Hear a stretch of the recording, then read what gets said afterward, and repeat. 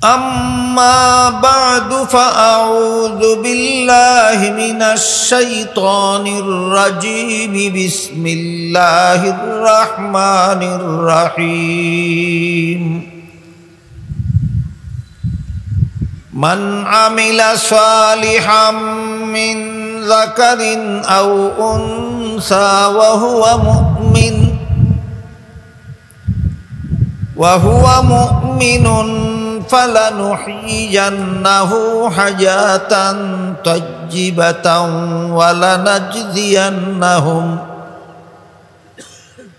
ولنجزينهم أجرهم بأحسن ما كانوا يعملون. بارك الله لنا ولكم في القرآن العظيم ونفعنا وإياكم بالآيات والذكر الحكيم. পবিত্র কোরআনের যে আয়াত আমি আপনাদের সামনে তিলাওয়াত করেছি, তাতে আল্লাহ বলেন, কোনো মানুষ যদি মুমিন হয় আর নেক আমল করে, আমল ভালো করে, এর সাথে অন্য আয়াতে আরো দুটি গুণের কথা উল্লেখ করেছেন। সেগুলি হলো, আমল যদি সহি নিয়তে করে এবং নবীর তরিকা মতে করে, এই চার কাজ। কোনো মানুষ যদি মুমিন হয়, নেক আমল করে, সহি নিয়তে করে, নবীর তরিকা মতে করে, তাহলে ওইখানের আয়াতে আল্লাহ বলেছেন, তার আমলকে আমি আল্লাহ বৃথা যেতে দেব না, তার আমল হবে সফল, অর্থাৎ তার আমলের পুরস্কার হবে জান্নাত। আর এখানের আয়াতে বলেছেন, এই চার গুণ বিশিষ্ট লোকগুলি পুরুষ হোক অথবা নারী হোক, আমি আল্লাহ এদেরকে পবিত্র জীবন দান করব। চার গুণ বিশিষ্ট পুরুষ নারীকে আল্লাহ পবিত্র জীবন দান করবেন, আর আমলের তুলনায় বহুগুণ বেশি পুরস্কার দান করবেন। তাই এই চার গুণ সম্পর্কে কিছু কথা আমাদের আলোচনার মাধ্যমে বোঝা দরকার, যেন আমরা বুঝে শুনে স্বেচ্ছায় সজ্ঞানে এই চার গুণে গুণান্বিত হতে পারি। আমরা যেন মুমিন হতে পারি, আমরা যেন নেক আমল করতে পারি, সহি নিয়তে করতে পারি, নবীর তরিকা মতে করতে পারি। এই জন্য গুণ চারটা আলোচনার মাধ্যমে বুঝে নেওয়া দরকার। তবেই আল্লাহর ঘোষণা, আল্লাহর ঘোষিত পুরস্কার, পবিত্র জীবন আমরা লাভ করতে পারি। পবিত্র জীবনের ব্যাখ্যাও সুস্পষ্টভাবে আয়াতের তফসিরের কিতাবাদিতে উল্লেখ আছে। কি সেই পবিত্র জীবনের ব্যাখ্যা, তাও আমাদের বুঝে নেওয়া দরকার। চার গুণের প্রথম গুণ হলো, আল্লাহ বলেন, কোনো মানুষ যদি মুমিন হয়, ঈমান একটা গুণের নাম। এই গুণ যার মধ্যে থাকে, তাকেই কোরআনের ভাষায় মুমিন বলা হয়। এক হাদিসে উল্লেখ আছে, রাসূল করিম সাল্লাল্লাহু আলাইহি ওয়াসাল্লামকে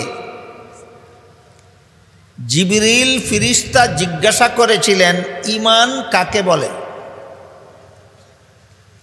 জবাবে রাসূল করিম সাল্লাল্লাহু আলাইহি ওয়াসাল্লাম বলে দিয়েছিলেন, 6টি কথা বিশ্বাস করার নাম ঈমান। যে বিশ্বাস করে সেই মুমিন। কথা কি অস্পষ্ট না সুস্পষ্ট? রাসূল বলেন, 6টি কথা বিশ্বাস করার নাম ঈমান, যে বিশ্বাস করে সেই মুমিন। 6 কথার প্রথম কথা হলো আল্লাহকে বিশ্বাস করা। দ্বিতীয় কথা হলো আল্লাহর ফিরিস্তাদের বিশ্বাস করা।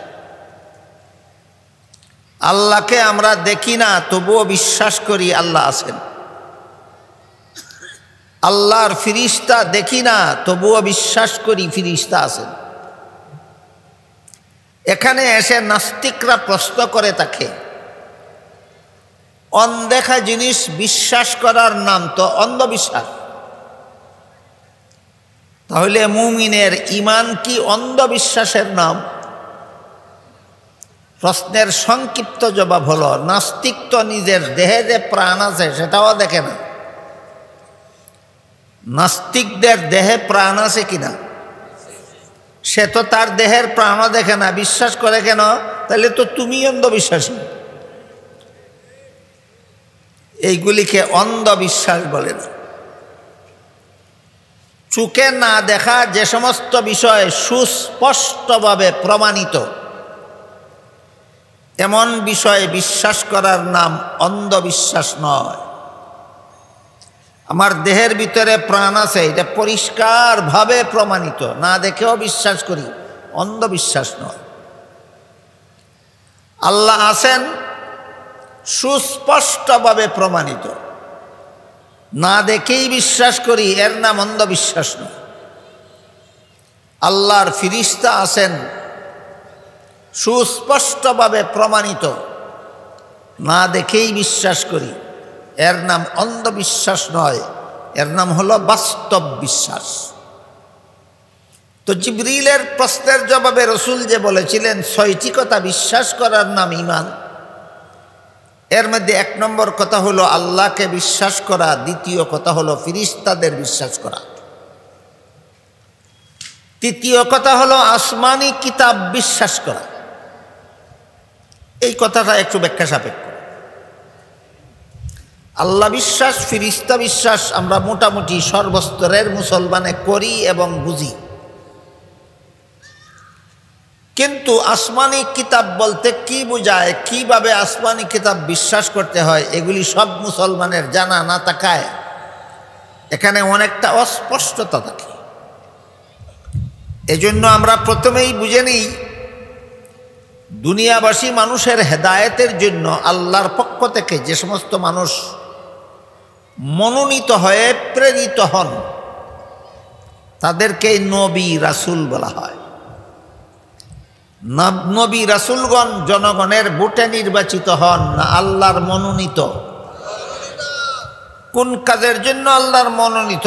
জনগণের কাছে জনগণের হেদায়েতের পথ দেখাবার জন্য, মানুষকে হেদায়েতের পথ দেখাবার জন্য আল্লাহর পক্ষ থেকে যারা মনোনীত তারাই নবী রাসূল। এই সমস্ত নবী রাসূলগণের কাছে আল্লাহ লিখিতভাবে হেদায়েতের কিতাব পাঠিয়েছেন। যেমন দাউদ আলাইহিস সালামের কাছে আল্লাহ জাবুর নামের কিতাব পাঠিয়েছেন, এতে হেদায়েতের বিবরণ লেখা ছিল। মুসা আলাইহিস সালামের কাছে আল্লাহ তাওরাত নামের কিতাব পাঠিয়েছিলেন, যাতে হেদায়েতের বিবরণ লিখিত আছে। ঈসা আলাইহিস সালামের কাছে আল্লাহ ইনজিল নামের কিতাব পাঠিয়েছেন, যার মধ্যে হেদায়েতের বিবরণ লিখিত ছিল। মুহাম্মাদুর রাসূলুল্লাহ সাল্লাল্লাহু আলাইহি ওয়াসাল্লামের কাছে আল্লাহ কোরআন নামের কিতাব পাঠিয়েছেন, যার মধ্যে হেদায়েতের বিবরণ উল্লেখ নাই, আছে। এই সমস্ত কিতাবের নাম আসমানি কিতাব। এই সমস্ত কিতাবের নাম আসমানি কিতাব। আসমানি কিতাবগুলি সম্পর্কে প্রথম মুমিন মুসলমানদের প্রথমত বিশ্বাস করতে হবে, আল্লাহ রাসূল বলেন আসমানি কিতাবগুলি সত্য, এটা বিশ্বাস করতে হবে। আল্লাহ সত্যই দাউদ আলাইহিস সালামের কাছে জাবুর নামের কিতাব নাজিল করেছিলেন, আমি বিশ্বাস করি। আল্লাহ সত্যই মুসা আলাইহিস সালামের কাছে তাওরাত নামের কিতাব নাজিল করেছিলেন, আমরা সমস্ত মুসলমানেরা বিশ্বাস করি। আল্লাহ সত্যই হযরত ঈসা আলাইহিস সালামের কাছে ইনজিল নামের কিতাব নাজিল করেছিলেন, আমরা বিশ্বাস করি। যেমনভাবে মুহাম্মাদুর রাসূলুল্লাহর কাছে কোরআন নামের কিতাব নাজিল করেছেন, আমরা বিশ্বাস করি। এটা হলো যে 6 কথা বিশ্বাস করলে মানুষ মুমিন হয়, এর 3 নম্বর কথা, আমি আসমানি কিতাব বিশ্বাস করি। তবে আসমানি কিতাবগুলি সম্পর্কে আরেকটু কথা বোঝা দরকার, সেটা হলো পূর্ববর্তী নবীগণের কাছে নাজিলকৃত আসমানি কিতাবগুলি সংরক্ষিত নাই, সংরক্ষিত নাই। একমাত্র কোরআন কিয়ামত পর্যন্ত সংরক্ষিত থাকবে। আর পূর্ববর্তী আসমানি কিতাবগুলির যৎকিঞ্চিত ওই কিতাব যে নবীর কাছে নাজিল হয়েছিল সেই নবীর উম্মতেরা যৎকিঞ্চিত ধারণ করে আছে, তাও অবিকৃত নয়, বিকৃত। মুসা আলাইহিস সালামের উম্মত হওয়ার দাবিদার ইহুদিদের কাছে তাওরাত কিতাব সম্পূর্ণটা সংরক্ষিত নাই, যেটুকু সংরক্ষিত আছে তাও অবিকৃত নয়, বিকৃত। বুঝে থাকলে এবার বলুন, ইহুদিরা ছিল মুসা নবীর উম্মত। মুসা নবীর কাছে নাজিলকৃত তাওরাত কিতাব সম্পূর্ণটা সংরক্ষিত আছে না সংরক্ষিত নাই? যেইটুকুই আছে সেইটুকু অবিকৃত না বিকৃত? বিকৃত। এ ব্যাপারে আল্লাহ কোরআনে বলেন, ইউহাররিফুনাল কালিমা আম মাওয়াদিহি, ওরা আল্লাহর কিতাবের যে অংশ পছন্দ হইতো সেই অংশ রেখে দিত, যে অংশ তাদের পছন্দ হইতো না সেই অংশ বিকৃত করে ফেলত। ইহুদি খ্রিস্টানদের একটা বদভ্যাস। ঠিক তেমনিভাবে ঈসা নবীর কাছে নাজিলকৃত ইনজিল কিতাব সম্পূর্ণটা সংরক্ষিত নাই। খ্রিস্টানদের কাছে যৎকিঞ্চিত সংরক্ষিত আছে সেগুলিও বিকৃত নয়, অবিকৃত। বর্তমান দুনিয়ার পূর্ববর্তী আসমানি কিতাবগুলি সম্পর্কে মুসলমানদের এই ধারণাও পোষণ করতে হবে, এইভাবেই আসমানি কিতাব বিশ্বাস করতে হবে যে ওইগুলি সংরক্ষিত নয়, ওইগুলি অবিকৃত নয়। 3 নম্বর কথা হলো, কোরআন নাজিলের মাধ্যমে মুহাম্মদুর রাসূলুল্লাহ সাল্লাল্লাহু আলাইহি ওয়াসাল্লামের কাছে কোরআন নাজিলের মাধ্যমে আল্লাহ পূর্ববর্তী সবগুলি আসমানি কিতাবের বিধিবিধান রহিত করে দিয়েছে। সংরক্ষিত নাই, অবিকৃত নয়, আবার বিধিবিধান বলবৎ নয়, রহিত। এবার বলুন, তাওরাত, ইনজিল, জাবুর কিতাবের বিধিবিধান কোরআন নাজিল হওয়ার পরও বলবৎ না রহিত? রহিত। কাজেই কোরআন নাজিল হওয়ার পর থেকে দুনিয়ার কোনো মানুষ কিয়ামত পর্যন্ত পূর্ববর্তী কোনো আসমানি কিতাবের বিধান পালন করতে পারবে না। বিধান পালন করতে হবে একমাত্র কোরআনের। এখানে এসে প্রশ্ন জাগে, ইহুদিরা যদি তাওরাত কিতাবে বিকৃতি সাধন করে ফেলল, খ্রিস্টানেরা যদি ইনজিল কিতাবকে বিকৃতই করে ফেলল, তাহলে 1400 বছরের মুসলমান কোরআনে যে বিকৃতি সাধন করল না তার প্রমাণ কি? তাহলে তো মুসলমানেও কোরআন বিকৃতি করতে পারে। প্রশ্ন জাগে কিনা? এই প্রশ্নের এক জবাব আছে দলিল ভিত্তিক জবাব, আর এক জবাব হইল যুক্তিভিত্তিক জবাব। কোনটা শুনবেন? দুটোটা। দলিল ভিত্তিক জবাবটা আগে শুনুন। আল্লাহ নিজেই কোরআনে বলেন, ইন্না নাহনু নাজ্জালনা যিকরা ওয়া ইন্না লাহু লাহাফিজুন। এই কোরআন যেভাবে আমি আল্লাহ নিজ দায়িত্বে নাজিল করেছি, সেইভাবেই কোরআনকে আমি কিয়ামত পর্যন্ত নিজ দায়িত্বে সংরক্ষণ করব। এই কোরআনে সারা দুনিয়াবাসী সম্মিলিতভাবে চেষ্টা করেও বিকৃতি সাধন করতে পারবে না। এটা আমি আল্লাহর হেফাজতে অবিকৃত থাকবে। যে কি ভিত্তিক জবাব?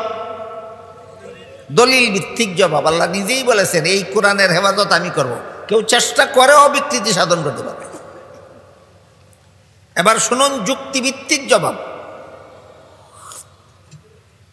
ইউরোপের একজন সেরা স্বাস্থ্যবিজ্ঞানী ছিলেন, নাম ছিল তার ডক্টর মরিস বুকাইলি। ধর্মবিশ্বাসে ছিলেন খ্রিস্টান, ইসলাম ধর্ম বিদ্বেষী ছিলেন। তিনি ইসলাম ধর্মের দোষ খুঁজে বেড়াতেন। একসময় তার মাথায় একটা বুদ্ধি খেলল, যে মুসলমানদের ইসলাম ধর্মগ্রন্থ কোরআনে যদি কোনো ভুল বের করা যায় তাহলে সারা দুনিয়ায় প্রচার করে দেওয়া যাবে মুসলমানদের ধর্মগ্রন্থ যেহেতু ভুল, কাজেই তাদের ইসলাম ধর্মটাই ভুল। তাই কোরআনের ভুল বের করতে হলে কোরআন পড়তে হবে, শিখতে হবে, বুঝতে হবে। এই অসৎ উদ্দেশ্যে সেই ইউরোপের স্বাস্থ্যবিদ বিজ্ঞানী ডক্টর মরিস বুকাইলি কোরআন শিখতে আসলেন। এসে দেখলেন আরবি ভাষায় পারদর্শিতা অর্জন করা ছাড়া কোরআন শিখার বিকল্প কোনো পথ নাই। আরবি ভাষায় পারদর্শিতা অর্জন করা ছাড়া কোরআন শিখার কোনো পথ নাই। একটা আনুষঙ্গিক কথা বলি, আমাদের বাংলাদেশে ইসলাম বিকৃতিকারী বহুমুখী কুফরি আকিদায় বিশ্বাসী একটা সংগঠন আছে। এই সংগঠনটার নাম হিজবুত তাওহীদ। ইসলাম বিকৃতিকারী, ইসলামের অপব্যাখ্যা প্রদানকারী এবং অনেক কুফরি আকিদা পোষণকারী সংগঠনটার নাম হিজবুত তাওহীদ। এটার প্রতিষ্ঠাতা ছিল বায়েজিদ কানপন্নী। আরবি ভাষা গুড়ার ডিমও জানে না, আরবি ভাষা গুড়ার ডিমও জানে না। সে ছিল স্কুল কলেজ পড়ুয়া। বলুন তো আপনাদের বাংলাদেশে স্কুল কলেজে আরবি ভাষা কি পরিমাণ শিক্ষা দেওয়া হয়? এইরকম একটা শিক্ষিত লোক ছিল সে। সে ইসলামের নামটাই বিকৃত করে ফেলেছে, বলে ইসলাম না ইসলাম। সারা দুনিয়ার মুসলমানের ধর্মের নাম হলো ইসলাম, আর পন্নীর ধর্মের নাম ইসলাম। ইসলামের নামটাও বিকৃত করে ফেলেছে কিনা? এই পন্নীর মরণের পরে আরেকটা ছেলে কি জানি নেতা হয়েছে তার দলের, ওইটা কোরআন শিখছে কার কাছে? গুড়ার ডিমও আরবি শিখে নাই, কোরআন বুঝে না। আমি আপনাদের জিজ্ঞাসা করি, কোনো মানুষ যদি যথারীতি মেডিকেল কলেজে ভর্তি হয়ে লেখাপড়া করে, পরীক্ষা দিয়ে পাস না হয়, স্কুল মেডিকেল কলেজে ভর্তি হইল না, লেখাপড়াই করলো না, পরীক্ষা দিবে দূরের কথা, পাস করবে দূরের কথা, সে যদি বড় ডাক্তার হওয়ার দাবি করে, আপনাদের কোনো রুগীকে অপারেশন করে, এই রুগীর 12টা বাজবে কিনা? ঠিক তেমনিভাবে কোনো লোক যদি কোরআনের ইসলামের ধর্মগ্রন্থ কোরআনের ভাষাই লেখাপড়া করে না, সে যদি কোরআনের ব্যাখ্যায় নামে, তাহলে তার ইমানেরও 12টা বাজতে বাধ্য। এইরকম যারা নিজেরাই নিজেদের ইমানের 12টা বাজিয়ে দিয়েছে, এইরকম 12টা বাজান না এই একদল ইসলাম বিকৃতিকারী, এদের দলের নাম হলো হিজবুত তাওহীদ। কি বুঝলেন? কোরআনের ভাষা না বুঝলে কোরআন বোঝার উপায় আছে? উপায় নাই। এই সমস্ত গোয়ারেরা কোরআনের ভাষাই লেখাপড়া করে না, জানে না, বুঝে না। ডক্টর মরিস বুকাইলি যখন দেখলেন কোরআনের ভাষা না বুঝলে কোরআন বোঝা সম্ভব নয়, তখন তিনি সৌদি সরকারের সহযোগিতায় আগে আরবি ভাষায় পারদর্শিতা অর্জন করলেন, এবার কোরআন শিক্ষা শুরু করলেন। এতক্ষণের কথা কি বুঝলেন? আরবি ভাষায় পারদর্শিতা অর্জন করার ছাড়া কোরআন শিখার কোনো পথ আছে? পথ নাই। তিনি আগে আরবি ভাষায় পারদর্শিতা অর্জন করলেন, তারপরে কোরআন শিক্ষা শুরু করলেন। শুরু থেকে শেষ পর্যন্ত শিখলেন আর ভুল খুঁজতে লাগলেন, কিন্তু কোনো ভুল তার কাছে ধরা পড়ে না। শেষ পর্যন্ত তিনি জানতে পারলেন হযরত উসমান রাদিয়াল্লাহু আনহুর হাতের লেখা কোরআনের পাণ্ডুলিপি, হাতের লেখা কোরআনের পাণ্ডুলিপি তাসকন্দের জাদুঘরে সংরক্ষিত আছে। বলেন তো হযরত উসমান 30 পারা কোরআন হাতে লিখেছিলেন কত বছর আগে? 1400 বছর আগে। সে ভাবল 1400 বছর আগে একটা লোকে হাতে যে কোরআন লিখেছিল, ওই কোরআনের সাথে 1400 বছর পরে প্রেসে ছাপা, আধুনিক প্রেসে ছাপা কোরআন মিলালে অবশ্যই অসংখ্য ভুল বের হবে। এই অসৎ চিন্তায় তিনি প্রেসের সাফা কোরআন নিয়ে তাসকন্দের জাদুঘরে সংরক্ষিত হযরত উসমান রাদিয়াল্লাহু আনহুর হাতের লেখা কোরআনকে মিলিয়ে দেখলেন একটা কথার মধ্যে কোনো বেশকম নাই, একটা শব্দের মধ্যে কোনো বেশকম নাই, একটা অক্ষরের মধ্যে কোনো বেশকম নাই, একটা নুক্তার মধ্যে কোনো বেশকম নাই, একটা জের জবরের মধ্যে কোনো বেশকম নাই। তখন যিনি এসেছিলেন কোরআনে ভুল ধরতে, তিনি নিজেই কলেমা পড়ে মুসলমান হয়ে গেলেন। এই ঘটনা কিসের প্রমাণ? মুসলমানেরা কোরআনে বিকৃতি সাধন করেছে না করতে পারবে? করেও নি, করতে পারবেও না। এটি হল যুক্তিভিত্তিক প্রমাণ। আল্লাহ পাক রব্বুল আলামিন বলেন, ইন্না নাহনু নাজ্জালনা যিকরা ওয়া ইন্না লাহু লাহাফিজুন। এই কোরআন আমি আল্লাহ নিজে নাজিল করেছি, এই কোরআন আমি আল্লাহ নিজে সংরক্ষণ করব। ডক্টর মরিস বুকাইলি ইসলাম গ্রহণ করার পর তিনি সারা বিশ্বে আলোড়ন সৃষ্টিকারী একটি মহামূল্যবান গ্রন্থ রচনা করলেন। গ্রন্থটার নাম হলো দি Bible and the Quran and the science. তার বাংলা অনুবাদ হয়েছে, অনূদিত বাংলা গ্রন্থের নাম বাইবেল, কোরআন ও বিজ্ঞান। এই গ্রন্থে ভদ্রলোক আধুনিক বিজ্ঞানের যুক্তিতে চুল সেরা বিশ্লেষণ করে প্রমাণ করেছেন ইহুদিদের নবী মুসা নবীর কাছে নাজিলকৃত তাওরাত কিতাব বিকৃত, খ্রিস্টানদের নবী ঈসা আলাইহিস সালামের কাছে নাজিল করা ইনজিল কিতাব বিকৃত, একমাত্র আসমানি কিতাব কোরআন অবিকৃত ছিল, অবিকৃত আছে, অবিকৃত থাকবে। রাসূল বলে দিয়েছিলেন, 6 কথা বিশ্বাস করার নাম ঈমান। 6 কথা বিশ্বাস করার নাম ঈমান। 1 নম্বর আল্লাহ বিশ্বাস করি, 2 নম্বর ফেরেশতা বিশ্বাস করি, 3 নম্বর আসমানি কিতাব বিশ্বাস করি। এবার বলুন, আসমানি কিতাব সম্পর্কে কিছু ব্যাখ্যা আছে কিনা? এই ব্যাখ্যাগুলির আলোকে আমরা আসমানি কিতাব বিশ্বাস করি। এটা 3 নম্বর। 4 নম্বর হলো নবী রাসূল বিশ্বাস করি। আদম আলাইহিস সালাম থেকে নিয়ে মুহাম্মাদুর রাসূলুল্লাহ সাল্লাল্লাহু আলাইহি ওয়াসাল্লাম পর্যন্ত আল্লাহ পাক রব্বুল আলামিন অসংখ্য নবী রাসূল পাঠিয়েছেন দুনিয়ার মানুষের হেদায়েতের জন্য। আমরা সমস্ত নবীগণকে আল্লাহর নবী বিশ্বাস করি। এটা কত নম্বর? 4 নম্বর। 4 নম্বরে নবী রাসূল বিশ্বাস করি। 5 নম্বরে আল্লাহর নির্ধারিত তকদির বা ভাগ্য তালিকা বিশ্বাস করি। তকদির বা ভাগ্য তালিকা সম্পর্কে সামান্য বিবরণ হলো, রোগও আল্লাহ দিয়েছেন, রোগের চিকিৎসা ও চিকিৎসার ঔষধও আল্লাহ দান করেছেন। বলেন, রোগ দেন কে? ঔষধ দান করেছেন কে?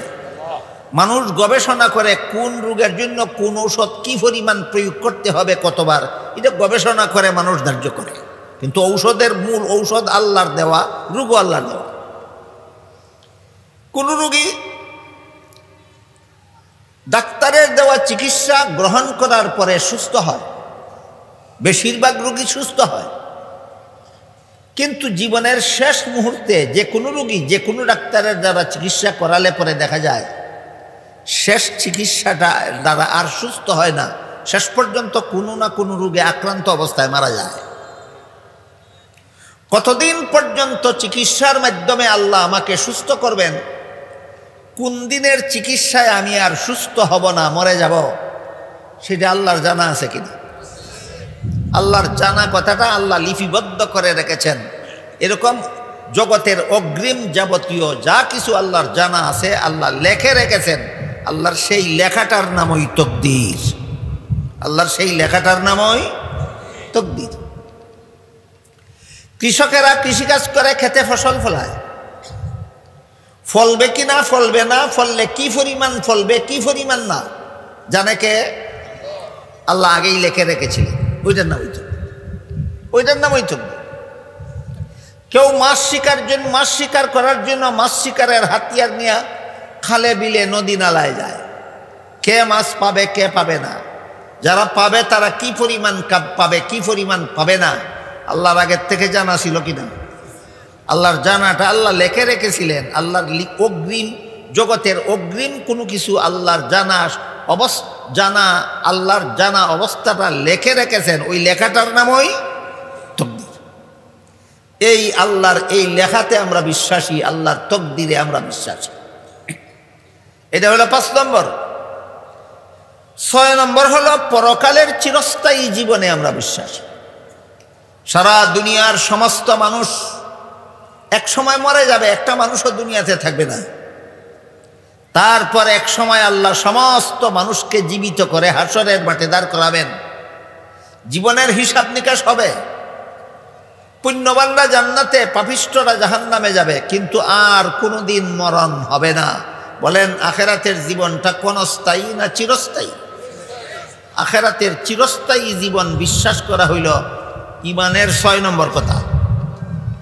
রাসূল বলেন এই 6 কথা বিশ্বাস করার নাম ঈমান, যারা বিশ্বাস করে তারাই মুমিন। রাসূল বলেন এই 6 কথা বিশ্বাস করার নাম ঈমান, যারা বিশ্বাস করে তাদেরকেই কোরআনের ভাষায় বলা হয় মুমিন। আমি ছোটবেলায় দেখেছি প্রত্যেক গ্রামে গ্রামে, পাড়ায় পাড়ায়, মহল্লায় মহল্লায়, ছোটবেলায় গ্রামের মরল মাতব্বরেরা, মুরব্বীরা ভোরবেলার মক্তব কায়েম করে রাখতেন। সেই মক্তবে ছোট ছোট ছেলে মেয়েরা ফজরের নামাজের পরে পড়তে যেত। এদেরকে সর্বপ্রথম 4 কলিমা শিক্ষা দেওয়া হতো। কলিমায়ে তাইয়্যিবা লা ইলাহা ইল্লাল্লাহু মুহাম্মাদুর রাসূলুল্লাহ অর্থ সহ শিক্ষা দেওয়া হতো। কলিমায়ে শাহাদাত আশহাদু আল্লা ইলাহা ইল্লাল্লাহু ওয়াহদাহু লা শারীকা লাহু ওয়া আশহাদু আন্না মুহাম্মাদান আবদুহু ওয়া রাসূলুহু অর্থ সহ শিক্ষা দেওয়া হতো। ঈমানে মুজমাল আমানতু বিল্লাহি কামা হুয়া বিআসমাইহি ওয়া সিফাতিহি ওয়া কাবিলতু জামিয়া আহকামিহি অর্থ সহ শিক্ষা দেওয়া হতো। ঈমানে মুফাসসাল আমানতু বিল্লাহি ওয়া মালাইকাতিহি ওয়া কুতুবিহি ওয়া রুসুলিহি ওয়াল ইয়াউমিল আখিরি ওয়াল কদরি খাইরিহি ওয়া শাররিহি মিনাল্লাহি তাআলা ওয়াল বাসি বাদাল মাউত দেওয়া হতো। এই চতুর্থ কলিমার মধ্যে যে 6 কথা আছে, এই 6 কথাই রাসূল হাদিসে বলে দিয়েছেন। এই 6 কথা বিশ্বাস করার নাম ঈমান, যে বিশ্বাস করে সেই মুমিন। বর্তমান সমাজের মুসলমানের কচিকাঁচা ছেলে মেয়েরা এই মুসলমানি কলেমাগুলি যেন শিখতে না পারে, ছোটবেলার থেকেই যেন ঈমান ইসলাম গড়তে না পারে, এর চক্রান্ত হিসাবে সকালবেলায় অন্য কোনো শিক্ষা প্রতিষ্ঠান ভোরবেলায় চালু করে দেওয়া হয়েছে কিন্ডারগার্টেন নামে। আমি ছোটবেলায় দেখেছি যে সমস্ত ছেলে মেয়েরা স্কুলে পড়তো, 10টার পরে থেকে স্কুলের লেখাপড়া হইতো, কিন্তু ভোরবেলায় মক্তবে সবাই পড়তো। স্কুলে পড়লে কি হবে, সে কলেমা শিখার সুযোগ পাইত। যে সমস্ত ছেলে মেয়েরা প্রাইমারি স্কুলে পড়তো, তাও 10টার থেকে ক্লাস শুরু হইতো। যে সমস্ত ছেলে মেয়েরা হাই স্কুলে পড়তো, তাদেরও 10টার পরে থেকে ক্লাস শুরু হইতো। যে সমস্ত মুসলমান ছেলে মেয়েরা কলেজে পড়তো, তাদেরও 10টার পরের থেকে ক্লাস শুরু হইতো। ফজরের পর থেকে 1 ঘন্টা 2 ঘন্টা কলেমা কালাম স্কুলের ছাত্ররাও শিখতে পারত, কলেজের ছাত্ররাও শিখতে পারত। বর্তমানে ভোরবেলায় কিন্ডারগার্টেন খোলা হয়েছে, যেন মুসলমানের কোনো সন্তান কলেমা কালাম শিখে আর যেন মুমিন মুসলমান হতে না পারে। খুব একটা মঙ্গলজনক ব্যাপার না, অত্যন্ত মুসলমানের সন্তানকে বেঈমান বানাবার কূটকৌশল। মুসলমান ছেলে মেয়েদেরকে এরা যেন আর মুমিন মুসলমান হতে না পারে, এরা যেন ঈমানের 6 কথা শিখতে না পারে, জানতে না পারে, এটা বন্ধ করার একটা শয়তানি অপকৌশল ছাড়া আর কিছু নয়। এতক্ষণে আমি আপনাদের বোঝাবার চেষ্টা করেছি 4 গুণ বিশিষ্ট মানুষকে যে আল্লাহ পবিত্র জীবন দান করবেন, পুরুষ হোক অথবা নারী হোক। এই 4 গুণের প্রথম গুণ হইল মুমিন হওয়া। মুমিন কাকে বলে? এই 6 কথা যারা বিশ্বাস করে তাদেরকে মুমিন বলে।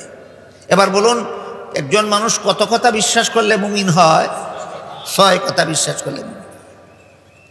এই কথাটাকে আরো সংক্ষেপে বলা যেতে পারে। কিরকম?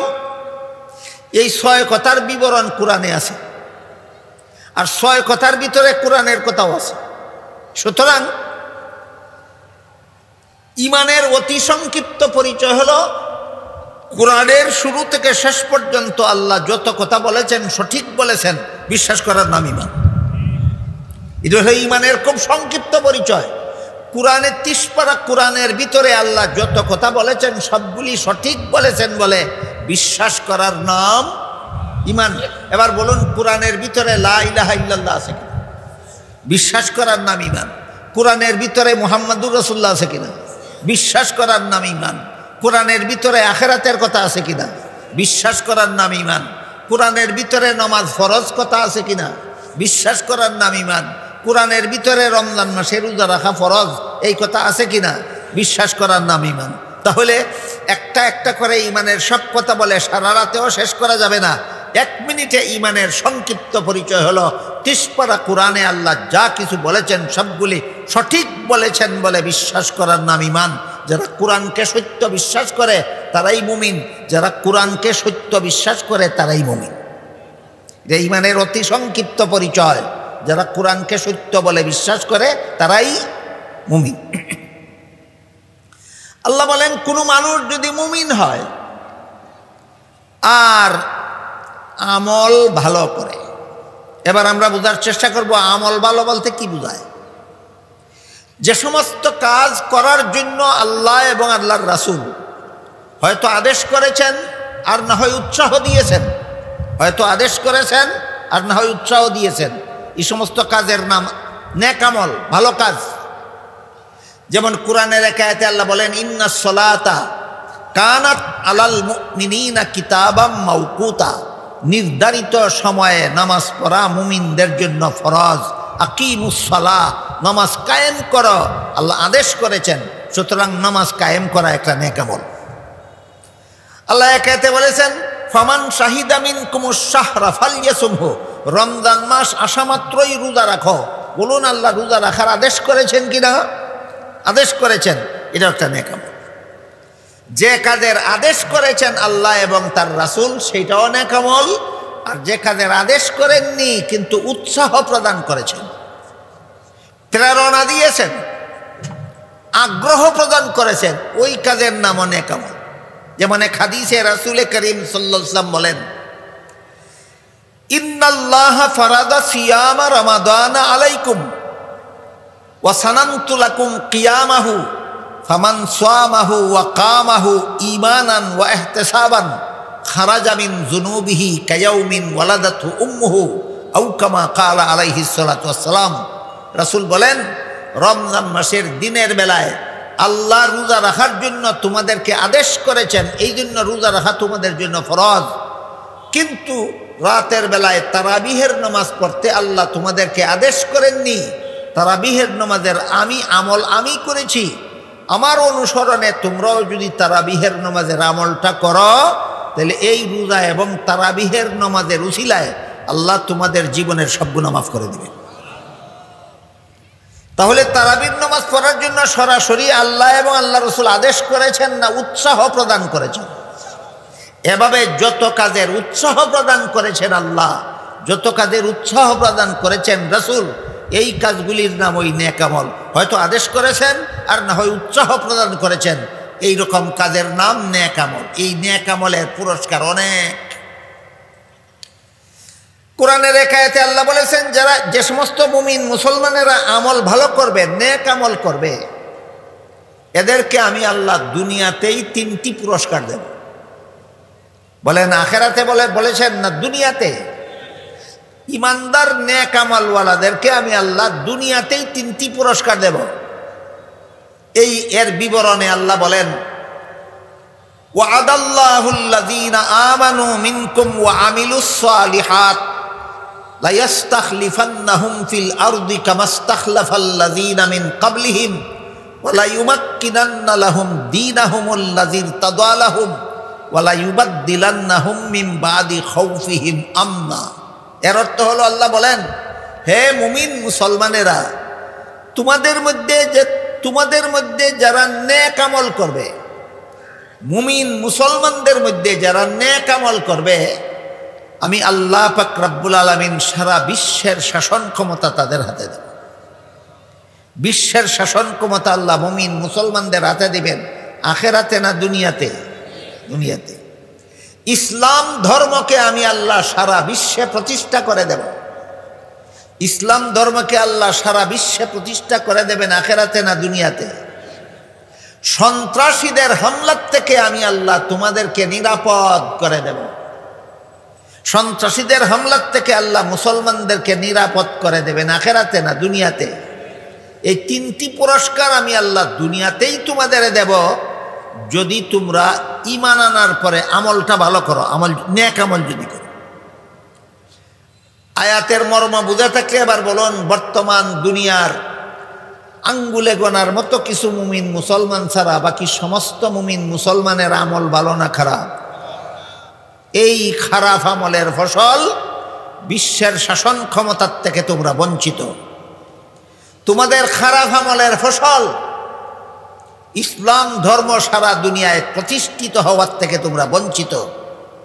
এই খারাপ আমলের ফসল, বদ আমলের ফসল বেঈমান কাফির সন্ত্রাসীদের হামলায় তোমরা আক্রান্ত। বুঝে থাকতে বলুন, সারা দুনিয়ার যেখানে যেখানে যত মুসলমান বেঈমান সন্ত্রাসীদের হামলার শিকার, কিসের ফসল? মুসলমানদের বদ আমলের ফসল। কিসের ফসল? মুসলমানদের বদ আমলের ফসল। যত নেক আমল আছে এর মধ্যে একটা নেক আমল হলো, পৃথিবীর কোন এলাকার কিছু মুসলমান যদি বেঈমান কাফিরের অন্যায় হামলার শিকার হয়, কথাটা বুঝবেন, যত নেক আমল আছে মুসলমানদের এর মধ্যে একটা নেক আমল হইল, দুনিয়ার কোনো এলাকার কোনো মুসলমান যদি সন্ত্রাসী কাফিরদের হামলার শিকারে পরিণত হয়, আশপাশের সব দেশের মুসলমান সরকারের উপর ওই মজলুম মুসলমানের পক্ষ হয়ে জালিম সন্ত্রাসীদের বিরুদ্ধে যুদ্ধ করা ফরজ হয়। শয়তানি বক্তৃতা দেওয়া খুব সহজ, ইসলাম বুঝা এবং ইসলামকে সমাজে বাস্তবায়ন করা এত সহজ ব্যাপার নয়। আল্লাহ পাক রব্বুল আলামিন সূরা নূরের 55 নম্বর আয়াতে বলেন, হে মুমিন মুসলমানেরা, তোমরা যদি আমলটা ভালো করো তাহলে দুনিয়াতেই তোমাদেরকে 3টা পুরস্কার দেব। 1 নম্বর, পৃথিবীর শাসন ক্ষমতা তোমাদের হাতে দেব। আল্লাহর এই পুরস্কার থেকে বর্তমান বিশ্বের মুসলমান বঞ্চিত, নেক আমলের কারণে না বদ আমলের কারণে? ইসলাম ধর্মকে সারা বিশ্বে প্রতিষ্ঠিত করে দেব। এই পুরস্কার থেকে বর্তমান দুনিয়ার মুসলমান বঞ্চিত, নেক আমলের কারণে না বদ আমলের কারণে? সন্ত্রাসীদের হামলার থেকে তোমাদের নিরাপদ করে দেব। এই পুরস্কার থেকে বর্তমান বিশ্বের মুসলমানেরা বঞ্চিত, বুরকা পরার কারণে না বদ আমলের কারণে? বুরকা যারা পরে না তাদের বদ আমলের কারণে এই পরিণতি করতে হচ্ছে।